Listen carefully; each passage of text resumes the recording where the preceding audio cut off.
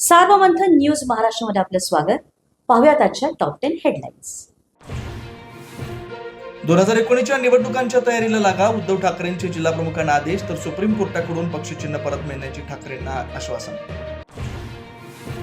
सिद्धिविनायक मंदिरातील दानपेटीतनं दरवर्षी 18 कोटी रुपये चोरी होतात. राज ठाकरेंचा गंभीर आरोप. तर शिंदेंना लिहिलेलं पत्र राज ठाकरेंनी वाचून दाखवलं, तर राज ठाकरेंचा गैरसमज झाल्याचा सिद्धिविनायक न्यासाच्या अध्यक्षांचं स्पष्टीकरण. दिल्ली आंदोलनातील दगडांवरील फिंगरप्रिंटच्या वक्तव्यावर राज ठाकरेंनी घेतली फिरकी. चंद्रकांत पाटलांच्या मेंदूवरचे फिंगरप्रिंट पाहायचे, राज ठाकरेंची संतप्त प्रतिक्रिया. पंतप्रधानांकडून इंस्टाग्रामवर नवा व्हिडिओ पोस्ट. शिवीगाळ केलेल्या आंदोलकांना माफ केलं, मोदींचं वक्तव्य. तर इतरांनाही आया बहिणी, भाजपातल्या लोकांनाही मर्यादा पाळण्यास सांगा, राज ठाकरेंचा सल्ला. पुण्यामध्ये गृहमंत्री अमित शहाच्या हस्ते अजित डोवाल यांना टिळक पुरस्कार. रामलक्ष्मणाप्रमाणे मोदी शहांचं नाव. सोहळ्यामध्ये उपमुख्यमंत्री एकनाथ शिंदे यांचं वक्तव्य.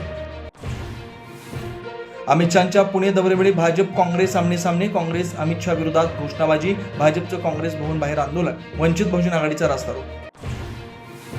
भोंदू अशोक खरात दुसऱ्यांदा शिर्डी पोलिसांच्या ताब्यात. समता पतसंस्थेतल्या बनावट खाते प्रकरणी करणार चौकशी. 56 व्यक्तींच्या नावे 100हून अधिक बनावट खातं उघडल्याचं आलं होतं समोर. साताऱ्यातल्या कोयना धरणातनं पाण्याचा विसर्ग. वाई तालुक्यात कृष्णा नदीचं रौद्ररूप. 2 धरणात 33,826 क्युसेकनं विसर्ग वाढला. पलूस तालुक्यानं जोडणारा नागठाणे शिरगाव बंधारा पाण्याखाली. चंद्रपूरमध्ये मुसळधार पावसामुळे इराई नदीनं पात्र सोडलं. राजनगर सहारा पार्क आरवंड भागात पुलाचं पाणी. नागरिकांना सुरक्षित स्थळी नेण्याचे प्रयत्न.